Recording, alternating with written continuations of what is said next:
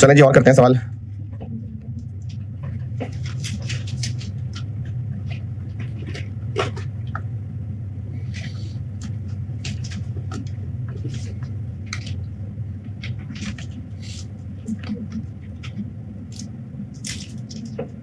जून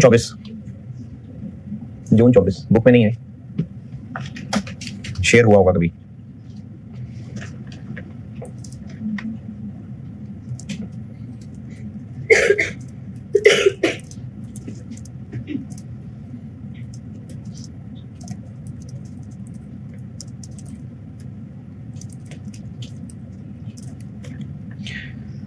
जून 24 attempt में question number 6।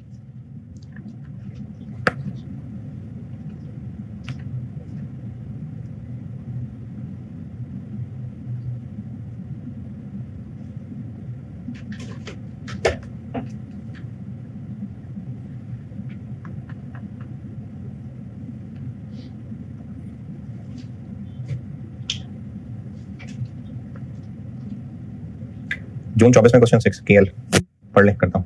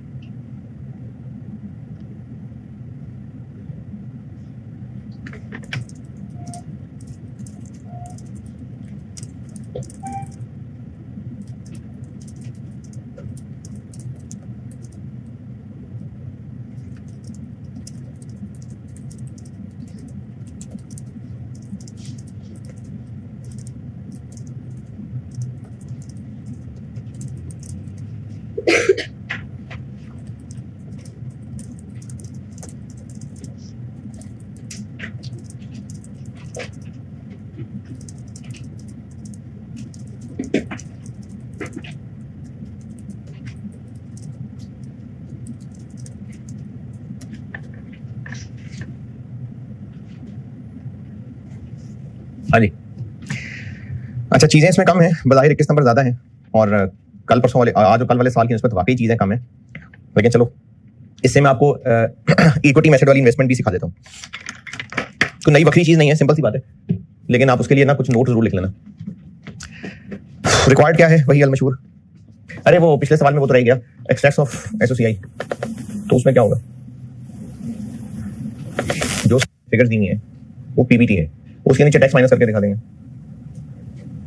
नहीं, देखे सोल्यूशन देख लें उसका। जो सवाल की फिगर्स हैं एज इट इज वही दोबारा लिख के, उनमें से जो डेफर्ड टैक्स के नोट में ओसीआई कॉलम का टोटल आ रहा है वो ओसीआई में टैक्स दिखा देंगे, और जो टैक्सेशन के नोट में टैक्स का टोटल आ रहा है वो पीबीटी के नीचे दिखा देंगे।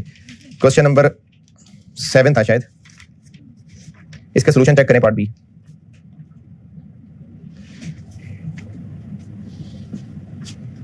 सवाल में सारी चीजें दी नहीं थी, सिर्फ टैक्स की फिगर लिख के दिखाइए। जो टैक्स एक्सपेंस का टोटल आ रहा है वो पीबीटी में से माइनस करके दिखा दिया, और जो डेफर्ड टैक्स के अंदर ओसीआई वाले कॉलम का टोटल आ रहा है वो ओसीआई में से माइनस करके दिखा दिया। बाकी तो वही सवाल की फिगर है। ठीक है, चले जून 24 कर रहा हूं। नोट रिक्वायर्ड है तो 1.5 पेज छोड़ के वर्किंग्स पे आ जाते हैं। क्वेश्चन 6 जून 24, वर्किंग 1, करंट टैक्स। जी जनाब, पीबीटी 262।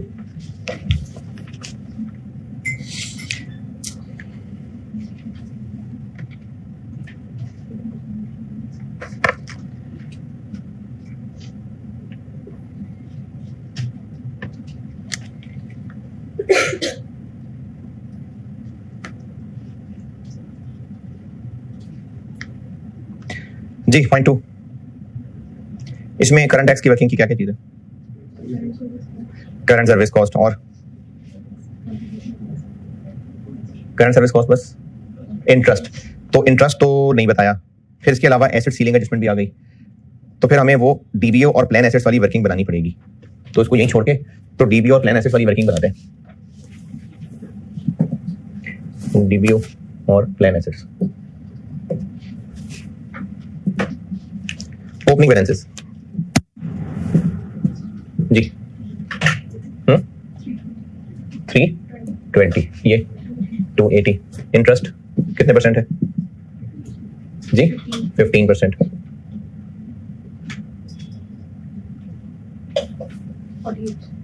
48, 42।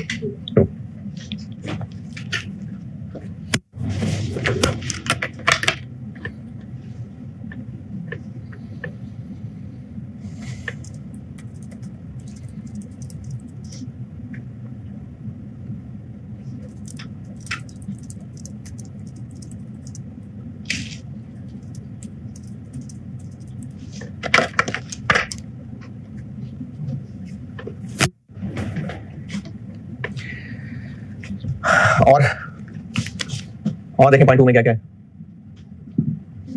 करंट सर्विस कॉस्ट कितनी? 63, और कंट्रीब्यूशंस ये कहाँ लिखते हैं? प्लान एसेट्स में 94, और पेंशन्स पेड ये कहाँ लिखते हैं? दोनों में कितने? 33, और एक्चुरियल गेन गेन है लॉस है?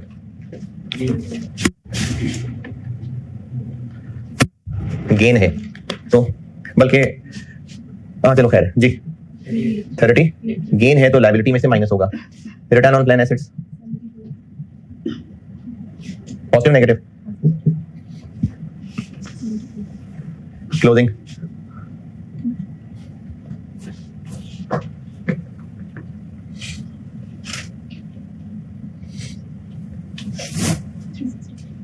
$360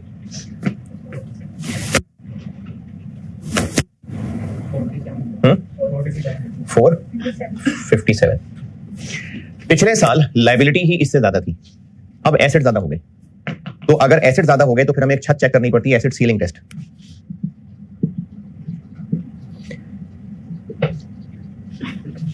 डिफरेंस कितना आ रहा है?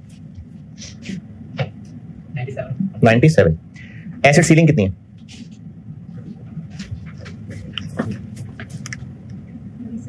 जी 37। तो हमें तो फिर इसको है, ये टोटल गलत है यार। अच्छा ओहो एक चीज मिस हो गई ना, ये जो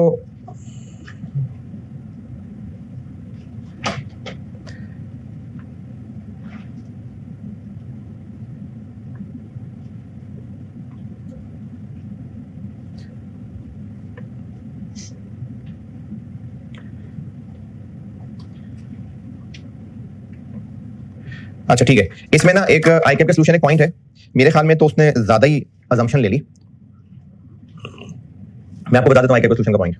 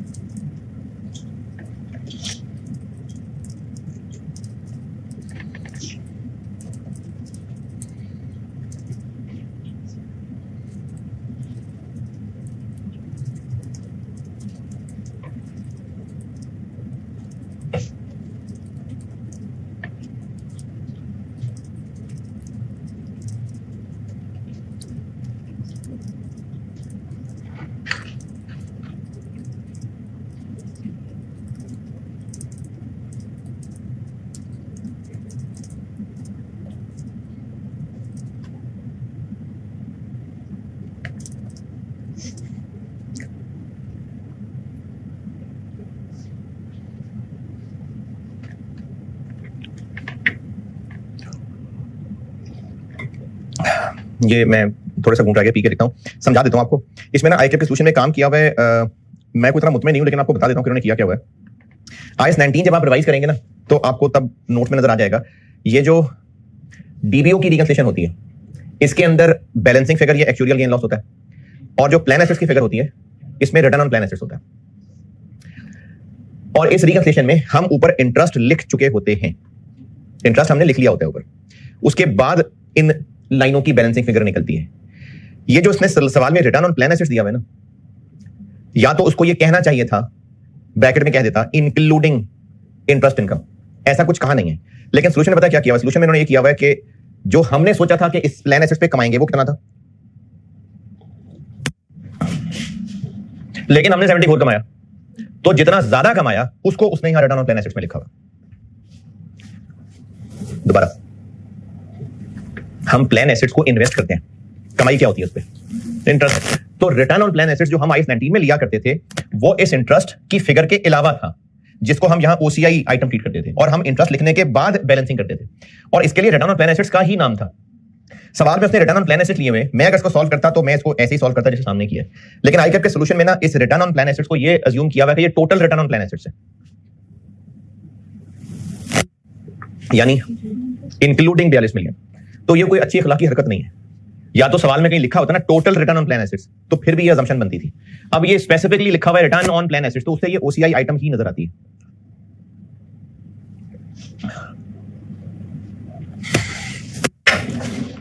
तो कल को आप आंसर अगर टैली कर रहे हो तो उसके हिसाब से मैं इसको सिर्फ IS वाला सोल्यूशन बना के लिख देता हूं, वरना मेरे हिसाब से ये 74 एक्स्ट्रा ही OCI आइटम है। वैसे सिर्फ एंड आंसर हम मैच कर सकें इसलिए मैं यहां पर ये डिफरेंशियल फिगर लिख रहा हूं 32। अदरवाइज को पसंद नहीं आया मुझे ये सोल्यूशन। ये 74 वाली बात समझ आई। ये ICAP ने ना जो सोल्यूशन में किया हुआ है उससे ये लग रहा है कि वो 74 को टोटल रिटर्न ले रहे हैं, हालांकि वर्डिंग में ऐसा कुछ नहीं है। कितना 415। अब जब 415 से देखेंगे तो ये कितना बनेगा 55। लेकिन छत हमारे पास कितनी है, तो हमें उसके लिए एक एसिड सीलिंग एडजस्टमेंट डालनी पड़ती है और ये भी OCI आइटम होती है। ये IS 19 रिवाइज करेंगे ना तब ये सब सिखाया हुआ है। ये मैंने आपको तब वो एक्यूमुलेटेड इम्पेयरमेंट लॉस की तरह का कॉन्सेप्ट करके समझाया था। तो ये 18 की एक एसिड सीलिंग एडजस्टमेंट डालनी पड़ेगी OCI में।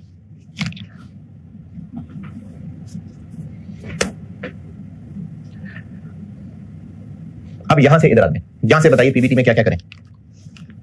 करंट सर्विस कॉस्ट और इंटरेस्ट कॉस्ट ऐड बैक कर देते हैं। इंटरेस्ट कॉस्ट कितनी 6, और टैक्स वाले का डिडक्शन दे रहे हैं 94, और बाकी OCI की चीजें वो फिर डेफर्ड टैक्स के नोट में काम आएंगे।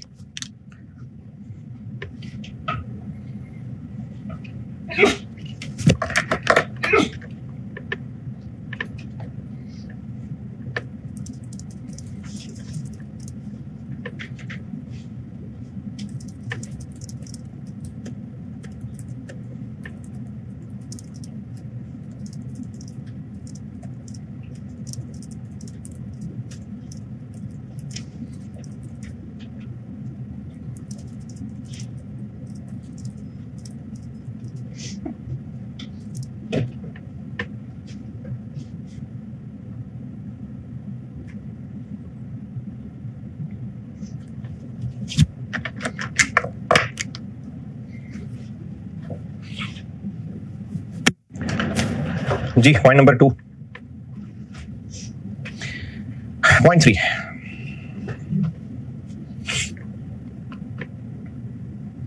IFRS 9।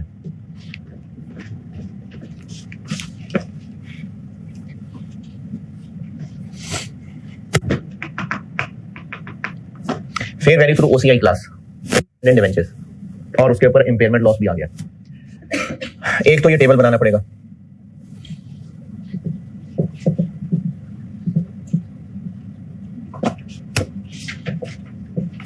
Fair value through OCI class है, उसके लिए अमोर्टाइज कॉस्ट वाला टेबल भी बनता है और फिर फेयर वैल्यू के लिए एक अलग सी कैलकुलेशन भी होती है। कब खरीदा था 1 मार्च। अब इसमें एक बड़ा छोटा सा ट्रिकी सा पॉइंट ये है कि हमने यहां पर कॉन्ट्रैक्चुअल कैश फ्लो वाली रेट लिखनी होती है। वो कब कब हुआ करेगा 31 अक्टूबर।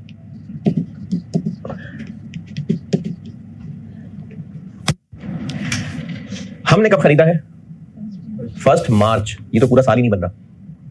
तो हमने कौन से इशू किए हैं जो वहां से साल गिनना है। हम तो बीच में से जाके डिवेंचर खरीद लिए, तो हम उसी दिन जिस दिन खरीदे इनिशियली तो उस दिन रिकॉग्नाइज होंगे। कितने के खरीदे हमने 200 के। 200 के फेस वैल्यू है 200 के। इफेक्टिव रेट कितना 16%। और जब हम 16% इफेक्टिव रेट लगाएंगे तो अभी हमें खरीदे हुए इस लाइन में पूरा साल नहीं गुजरा।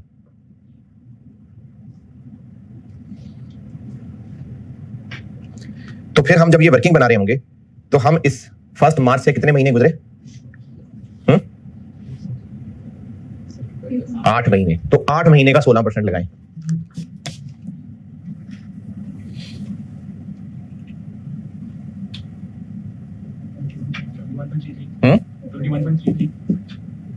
कॉन्ट्रैक्चुअल कैश फ्लो तो पूरा कूपन मिलेगा कितने परसेंट 12% फेस वैल्यू पे 24।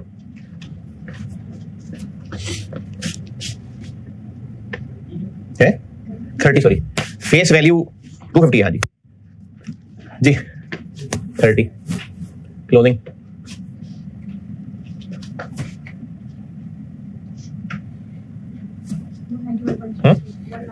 वन 1.33। अच्छा अगली लाइन क्यों बना रहा हूं मैं।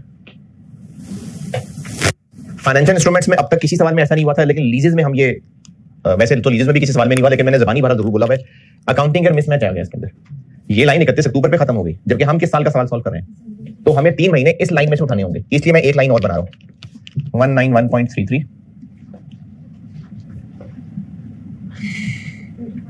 जी 30.61 30 मेनली बस यही चाहिए था, वो खाली छोड़ेंगे तो बुरा लगेगा इसलिए भर दें 191.94 ये हो गया एमोर्टाइज्ड कॉस्ट का table.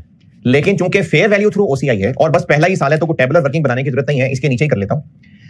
Fair value through OCI में क्या होता है, हमने ईयर एंड के ऊपर इसको फेयर वैल्यू पे अपडेट करना होता है। तो ईयर एंड यानी 31 दिसंबर 23 फेयर वैल्यू कितनी, फेयर वैल्यू कितनी,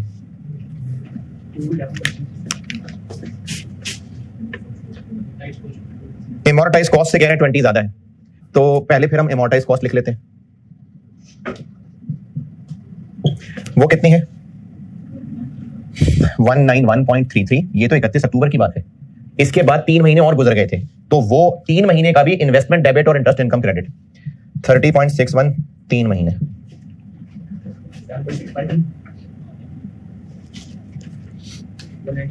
198. तो अब ये 218.98 है।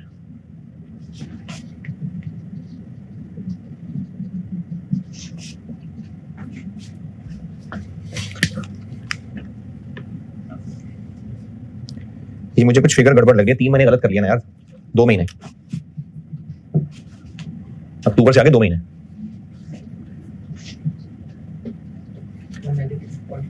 196.43 और 216.43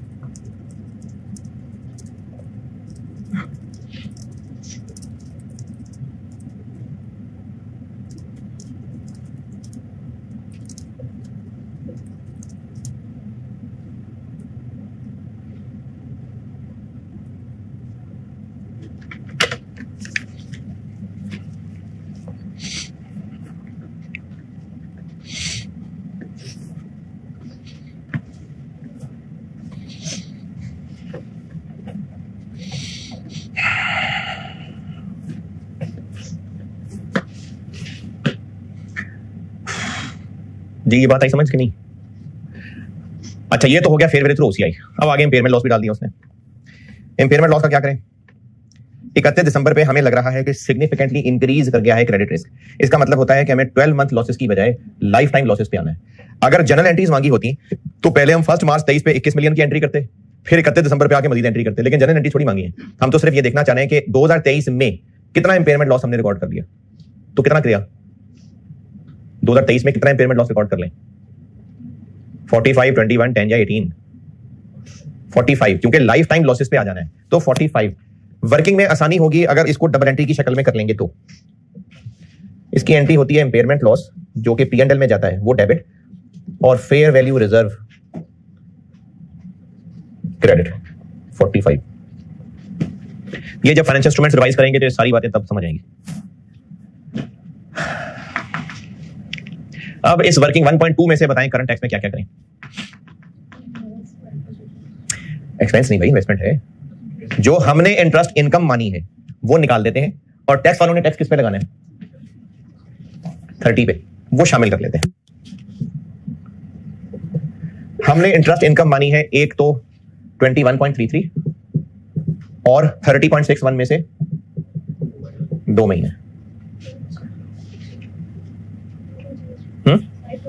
बस 26.43, और टैक्स वालों ने हमें टैक्स लगाना है कूपन पे 30, ये निकाल देते हैं, ये शामिल कर लेते हैं।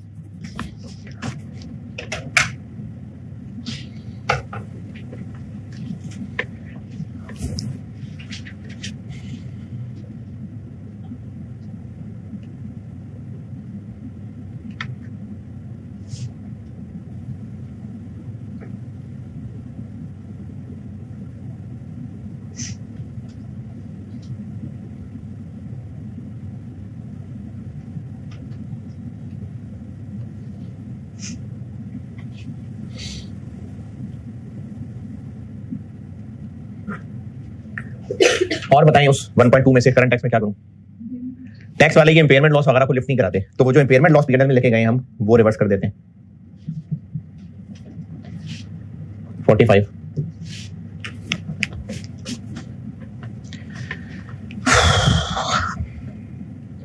ये हो गया वर्किंग 1.2 में से सारा कुछ। पॉइंट नंबर 4,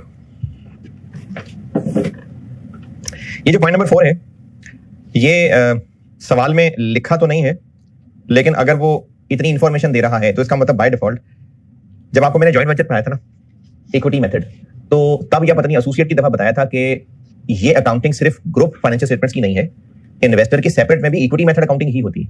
और एक वो सवाल SV1 और SV2 वाला होमवर्क देकर डिस्कस किया था, उसमें भी सेपरेट फाइनेंशियल स्टेटमेंट्स ही मांगी थी। तो जॉइंट वेंचर से रिलेटेड जो इक्विटी मेथड की अकाउंटिंग है वो सिर्फ कंसोलिडेशन की नहीं है, अपनी बुक्स में भी ऐसे ही होता है। अब इस सवाल में उसने कहा नहीं है कि इक्विटी मेथड फॉलो होता है, लेकिन जॉइंट वेंचर की फिगर्स बता रहा है तो इक्विटी मेथड ही फॉलो होता होगा। क्या होता है जी इक्विटी मेथड में? चाहे आप एसोसिएट समझ लें चाहे जॉइंट वेंचर समझ लें, इक्विटी मेथड में क्या किया जाता है? जो हमने इन्वेस्टमेंट की थी उसमें अदर रिजर्व्स और रिटेन अर्निंग का हिस्सा ऐड कर दिया जाता है। तो अदर रिजर्व्स और रिटेन अर्निंग का हिस्सा कर देते हैं ऐड। इन्वेस्टमेंट एट कॉस्ट कितनी? 750। कब का वाकया है ये? यानी तो अब इस साल में, अब चूंकि पहला साल है, तो अदर रिजर्व्स मतलब ओसीआई और रिटेन अर्निंग्स मतलब पैट माइनस डिविडेंड। 750 हमारी इन्वेस्टमेंट की अमाउंट नहीं है? अच्छा, ये 750 टोटल खर्च किया था हमने, उसमें 60% लगाया था, तो हमारी इन्वेस्टमेंट इसका 60% है। कितना? इक्विटी मेथड में हम क्या करते हैं कि इन्वेस्टमेंट के बाद जो अदर रिजर्व्स में हिस्सा आया होता है वो ऐड कर लेते हैं, और जो रिटेन अर्निंग में हिस्सा आया होता है वो ऐड करते हैं। अदर रिजर्व्स और रिटेन अर्निंग तो नहीं है, लेकिन पहला ही साल है, तो पहले ही साल में जो ओसीआई कमाया, कितना कमाया इस जॉइंट वेंचर ने, तो उसमें हिस्सा ऐड कर लेते हैं 30 का, और शेयर इन रिटेन अर्निंग कैसे निकालें? पहले ही साल है। पैट कितना कमाया?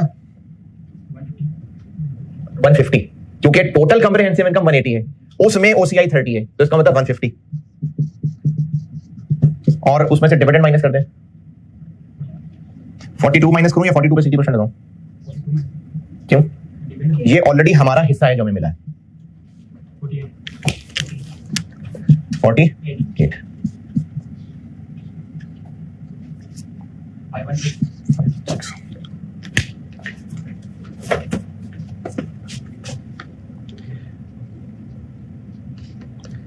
करंट टैक्स में इसका क्या काम है? हमने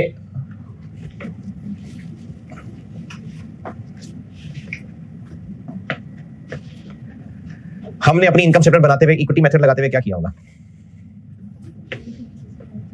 share of profit from associate add किया होगा। Share of profit from associate,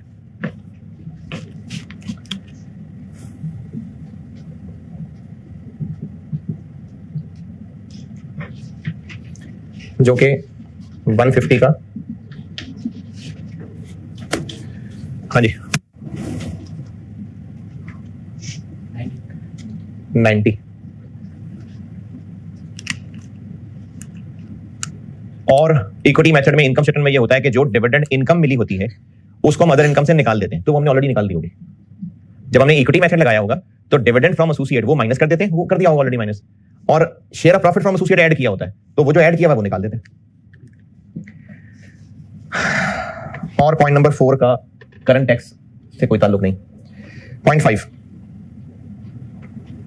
ये मैंने परसों सवाल किया था, उसमें ये काम किया था कि पिछले साल कुछ टैक्सेबल डिफरेंस आ रहे थे जो अब इतने हैं। ये परसों किया मैंने, क्या का सवाल, इसका क्या करें? जो डिफरेंस है वो यहां ले लेते हैं।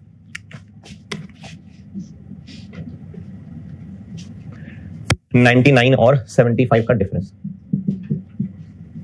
जी ऐड कर दो।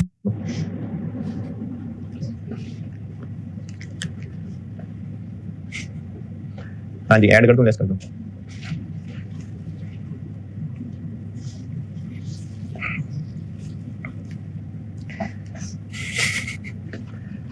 अच्छा इसको बेशक रट्टा ही लगा ले, उस सवाल में मैंने डेप्रिसिएशन की मिसाल लेके समझाया था।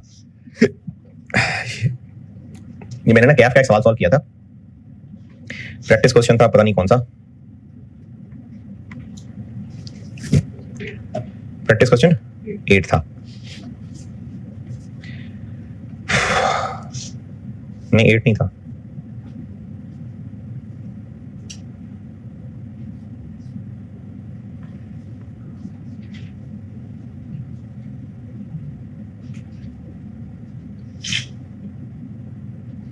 ये था प्रैक्टिस क्वेश्चन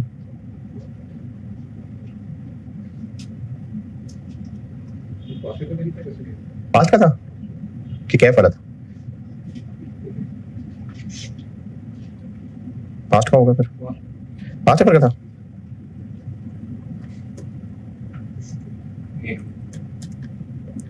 कौन सी टाइम का था? हाँ जी दिसंबर 21, ये कल या परसों किया है। तो इसको बेशक हम रट्टा लगा लेते हैं, क्योंकि उस वक्त बैठ के सोचेंगे तो मैंने बेशक आपको उस दिन डेप्रिसिएशन की मिसाल लेके समझाया था, लेकिन अब वो मिसाल बनाएंगे बैठ के। तो अगर टैक्सेबल डिफरेंस और बढ़ गए हैं तो यहाँ माइनस कर देना, कम हो गए हैं तो ऐड कर देना। उस सवाल में कम हो गए थे, हमने 16 को ऐड किया था, डिफरेंसेस 35 से 19 पे चले गए थे, बढ़ गए हैं तो लेस कर दिया।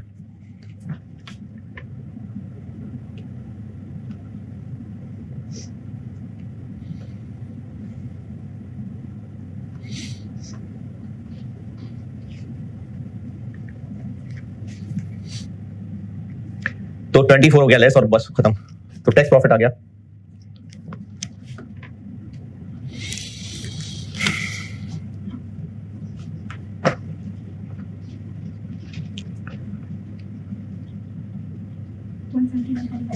$171.57 करंट टैक्स, टैक्स रेट कितना है? नॉर्मल वाला है 30, 51.47। और इस साल हमें डिविडेंड भी मिला है, चाहे हम इक्विटी मेथड लगा रहे हैं लेकिन हमें डिविडेंड मिला है। टैक्स वालों ने उस डिविडेंड पे कितना टैक्स लगाना है? 42 पे 20%, 59.7। ये हो गया current tax.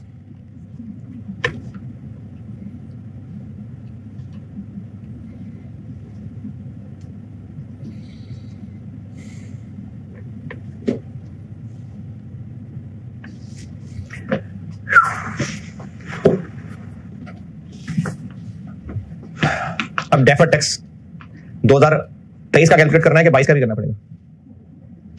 Opening deferred tax आपको ब्रेकअप दिया हुआ तो फिर 22 का भी करना पड़ेगा। ये मिटाना है मैंने, करंट टैक्स मिटाना है।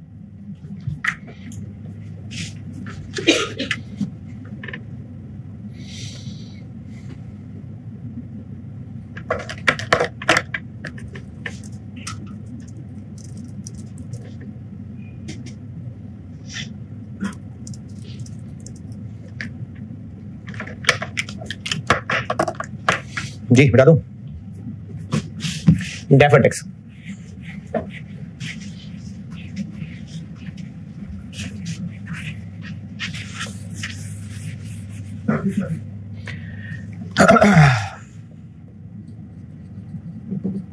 $2022 का भी कैलकुलेट करना पड़ेगा।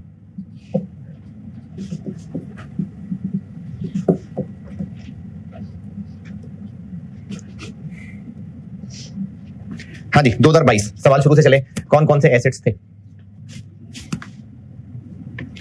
0.1 0.2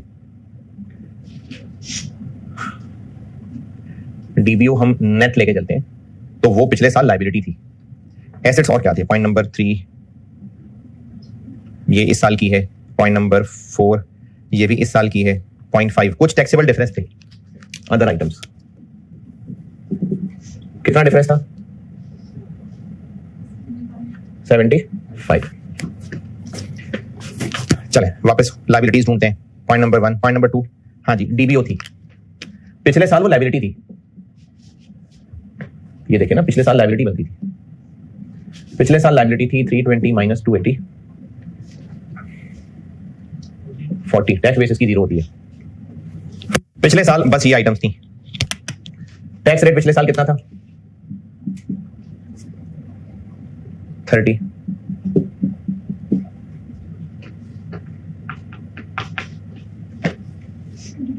$22.5 ये हो गया 2022। 2023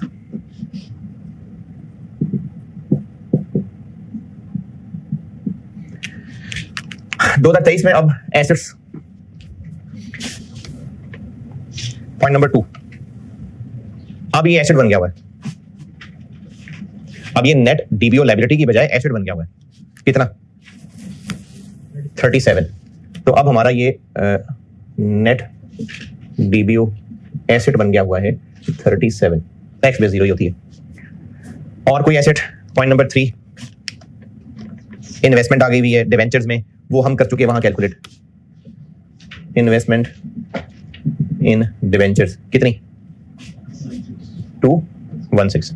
फेयर वैल्यू थ्रू ओसीआई है ना, तो फेयर वैल्यू पे अपडेट कर चुके। 216.43। टैक्स बेस इसकी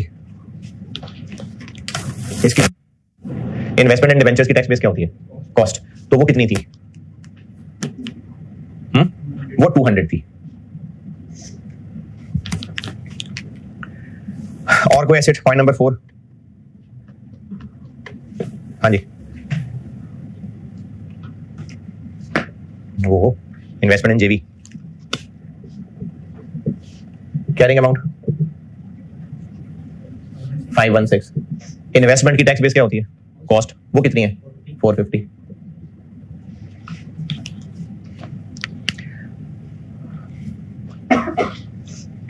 पॉइंट नंबर 5 अदर आइटम्स कितनी हो गई हुई है?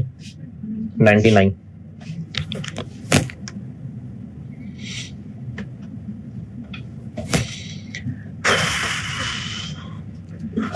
डिफरेंस 37।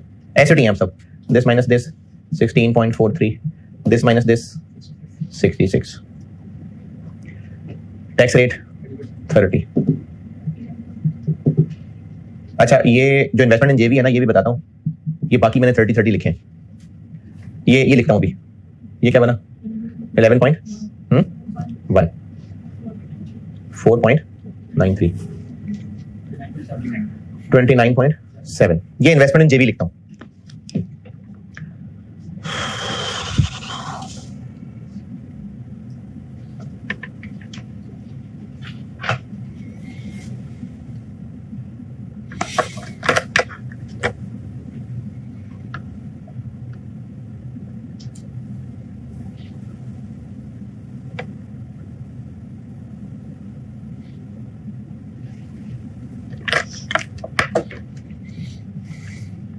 यहां तक नोटेड?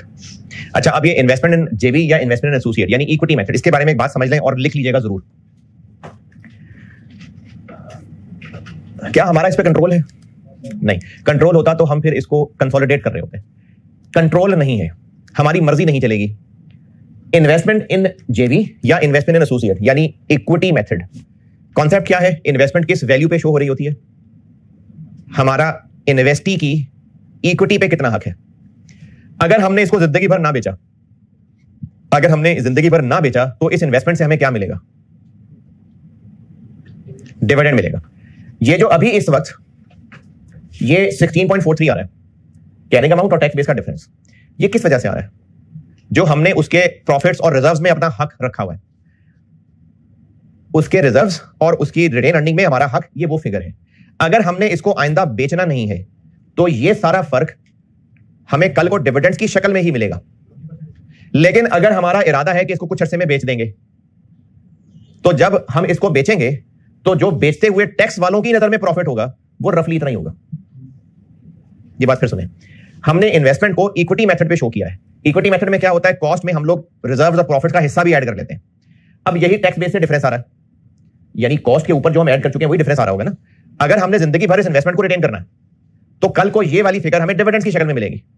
और अगर इसको हमारा फिलहाल अनकरीब बेचने का इरादा होता तो मोस्ट प्रोबेबली, चलो रफली स्पीकिंग, हम ये इन्वेस्टमेंट कितने की बेच देंगे? अगर आजकल में बेच देंगे तो 200 की कि 216 की, तो फिर वो जो 16 है वो कैपिटल गेन की शक्ल में आएगा। तो अगर इन्वेस्टमेंट इन एसोसिएट या इन्वेस्टमेंट इन जेवी, इसके बारे में सवाल में मेंशन्ड है कि इसको बेचने का फिलहाल इरादा नहीं है, तो फिर इसके डिफरेंस पे डिविडेंड वाला टैक्स रेट लगाना है। और अगर सवाल में कहा है कि हमारा कल को बेचने का इरादा है तो फिर कैपिटल गेन वाला टैक्स रेट लगाना है। ये मैं बात कर रहा हूं जो इक्विटी अकाउंटिंग फॉलो हो रही होती है। अगर कैरिंग अमाउंट टैक्स बेस में डिफरेंस, उस पर डेफर्ड टैक्स बनने लगा है, सवाल में कहा है कि इस इन्वेस्टमेंट को बेचने का इरादा नहीं है, तो इस पे आप डिविडेंड वाला टैक्स रेट लगाएंगे। और अगर कहा है कि बेचने का इरादा है तो कैपिटल गेन वाला टैक्स लगाएंगे। और आपको कैसे पता लगेगा दोनों का अलग अलग रेट है? तो क्वेश्चन में दिया होगा।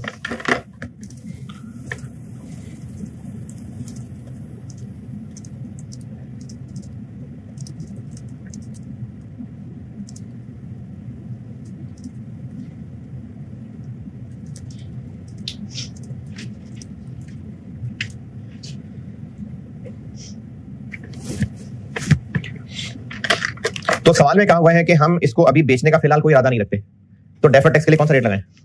डिविडेंड वाला 20।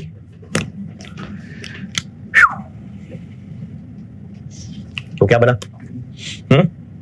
13.2।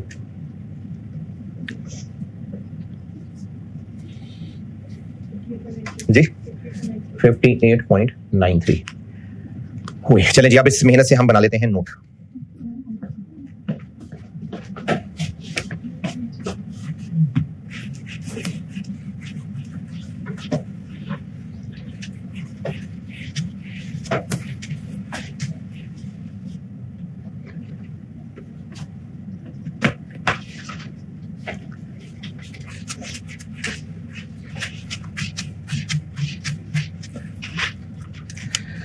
सवाल की रिक्वायरमेंट था note, deferred tax, opening balance recognised in equity. अच्छा, इक्विटी वाला तो इस सवाल में है ही नहीं, तो ना बेशक उस पर टाइम जाया करें। ओसीआई, पी&एल और क्लोजिंग बैलेंस।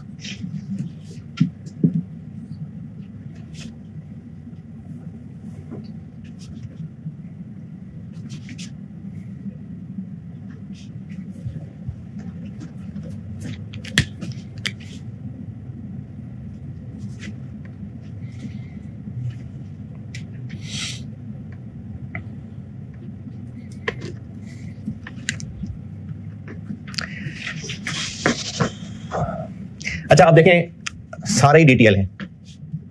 पिछले साल ये डीटीए था, लेकिन वो भी इस साल डीटीएल में बदल गया, तो इसलिए बस है ही DTL.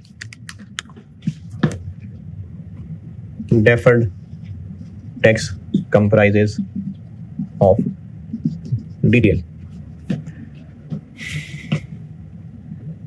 Net defined benefit asset है, और क्या है? इन्वेस्टमेंट इन डिवेंचर्स है, इन्वेस्टमेंट इन जेवी है, अदर आइटम्स है।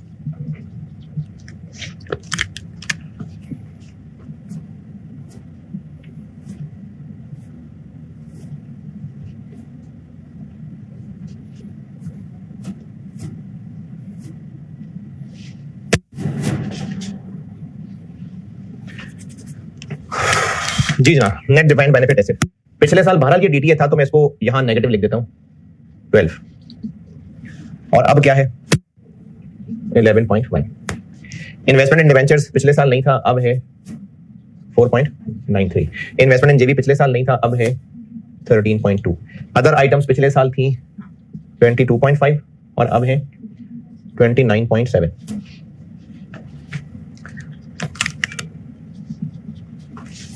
क्या लिखा हुआ है? 50। जी जनाब, ओसीआई आइटम्स बताएं क्या क्या है। इधर ओसीआई आइटम्स क्या है? ये भी ओसीआई आइटम है, ये भी ओसीआई आइटम है, ये भी OCI item.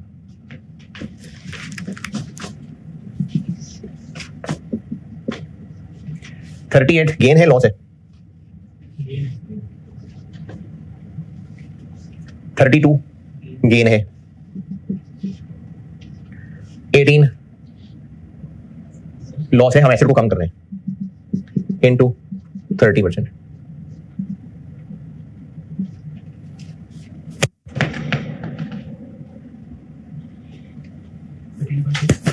$15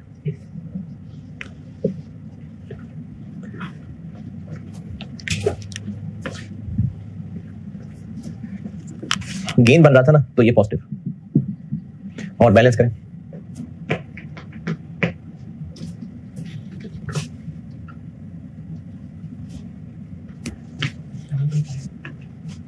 positive negative? Positive. Investment in debentures में बताएं कोई ओसीआई आइटम। हाँ जी, फेयर वैल्यू गेन भी था और इंपेयरमेंट की एंट्री भी देखें। फेयर वैल्यू रिजर्व क्रेडिट हो रहा है, 20 भी है, 45 भी है, ये भी क्रेडिट ही हो रहा है। तो 20 भी है और 45 भी है।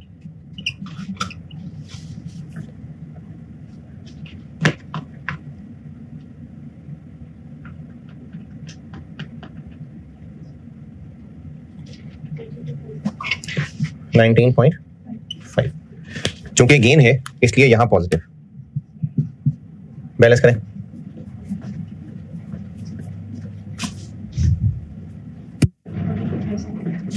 $14 नेगेटिव। इन्वेस्टमेंट इन जेवी कोई ओसीआई आइटम है? बिल्कुल है, वर्किंग में की हुई है, देखें। इन्वेस्टमेंट इन जेवी की वर्किंग की ओसीआई आइटम है ना। कितना? 18। तो उस 18 के ऊपर 20, क्योंकि हमने इस पे लगाए 20 है ना। कितना? 3.6 और बैलेंसिंग 9.6 और अदर आइटम्स का तो ओसीआई से कोई ताल्लुक ही नहीं है, तो ये हो गया 7.2। टोटल करिए,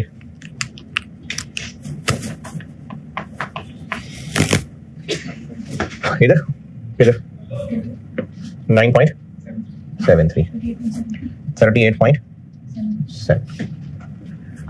ये हुआ है अभी डेफर्ड टैक्स का नोट। अब बनाते हैं टैक्स का नोट।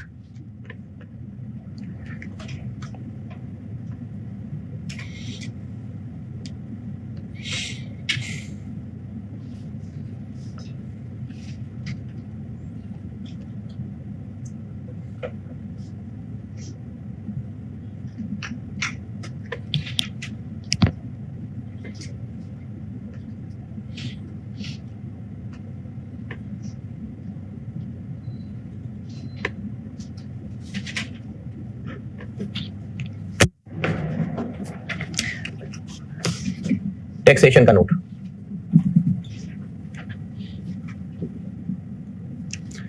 कोई पिछली रिटर्न का पे कोई एतराज? तो करंट टैक्स, बस करंट टैक्स है। कितना? 0.87। पिछले साल टैक्स रेट कोई और था, इस साल कोई और है, तो डेफर्ड टैक्स भी बस डेफर्ड टैक्स है। ये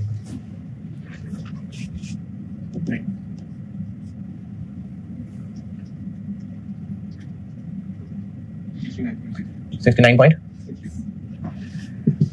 relationship between accounting profit and tax, PBT 262। इस 262 पे लगा दीजिए 78.6। कोई पिछले साल का मसला, कोई हराम एक्सपेंस, कोई माफ इनकम, कोई टैक्स रेट्स का फर्क, कोई टैक्स रेट्स का फर्क।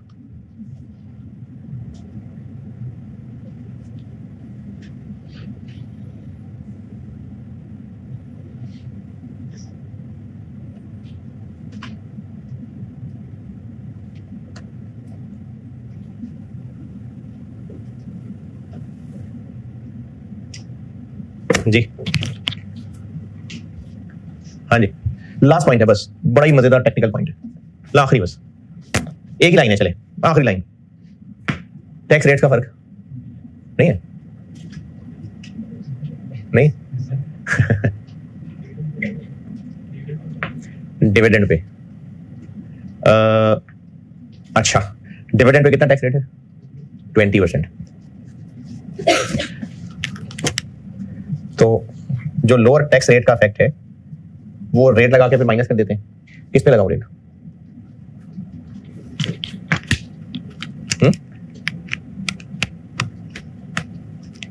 हाँ जी, आखिरी लाइन बस, खत्म हो गया सवाल। डिविडेंड पे, लेकिन हम डिविडेंड पे जरूर लगा देते अगर हमने डिविडेंड को इनकम माना होता अपने पीबीटी में। हमने अपनी इनकम स्टेटमेंट में किसको इनकम माना हुआ है? Share of profit from associate को।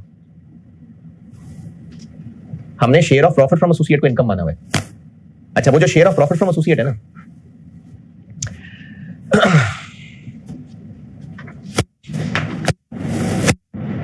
वो कितना है? बस आखिरी लाइन है, समझ ले, थोड़ा सा हौसला बस। Share of profit from associate कितना है? 90।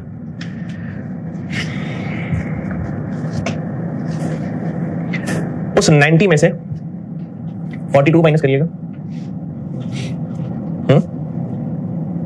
48। 42 पे 20% लगाइएगा,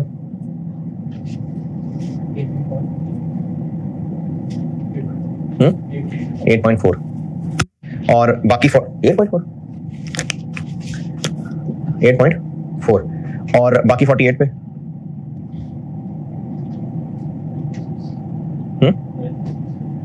9.6। ये करंट टैक्स के अंदर आ गया, ये डेफर्ड टैक्स के अंदर आ गया। तो करंट और डेफर्ड में मिला के 90 मिलियन पे टैक्स लग गया। गहरी हो गई बात, इनफैक्ट बहुत गहरी हो गई। अगर ये एक सादी सी इन्वेस्टमेंट होती ना जिससे हमें डिविडेंड मिला होता, तो डिविडेंड वाला सवाल जब मैं कैफ के सवाल करा रहा था उसमें शायद कोई एक डिविडेंड भी था, तो डिविडेंड के ऊपर लोअर टैक्स रेट हम यहां पर जरूर लगा के माइनस करते हैं। लेकिन यहां सिर्फ डिविडेंड नहीं है, यहां है इक्विटी मेथड और हमने share of profit from associate को अपनी इनकम माना है। इस पीबीटी में क्या शामिल है? Share from profit from associate. और उस पूरे 90 पे टैक्स है कैसे? इतना डिविडेंड के ऊपर करंट टैक्स के नाम से और इतना डेफर्ड टैक्स के नाम से। यानी पूरे 90 पे करंट डेफर्ड मिला के 20% टैक्स लगा ना पूरे 90 पे, जबकि इस 262 पे 30 लगाने से क्या हो रहा है? उस पूरे 90 पे 30 लग रहा है, तो उस 90 के ऊपर 10% लगा के कर देते हैं माइनस।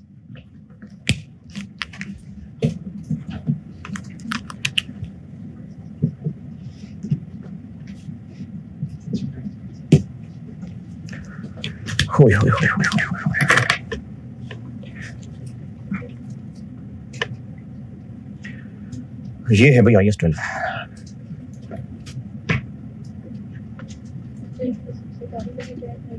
नाइनटी क्या है? Very good question. Share of profit from associate, हम चूंकि इक्विटी मेथड लगा रहे हैं, इक्विटी मेथड, तो उस इक्विटी मेथड लगाने की वजह से हमने अपनी इनकम स्टेटमेंट में डिविडेंड इनकम को नहीं लिया हुआ, share of profit from associate को लिया हुआ 90। इसके अंदर 90 शामिल है। जब हमने 262 पे 30 लगाया तो उस 90 पे भी पूरा 30 लग गया। उस 90 पे असल में लगा कितना हुआ है? 20। इतना कितना गायब हो गया? कुछ डिविडेंड के नाम पे करंट टैक्स लगा हुआ है और बाकी ये डेफर्ड टैक्स लगा हुआ है। वो मैंने टोटल मिला के दिखाया था। तो पूरे 90 मिलियन पे थोड़ा करंट थोड़ा डेफर्ड मिला के 20% लगा हुआ है, जबकि यहां पर 30 लग गया, तो 90 पे 10 लगा के यहां से लेस कर दिया। चले भाई IAS 12 खत्म, ठीक है।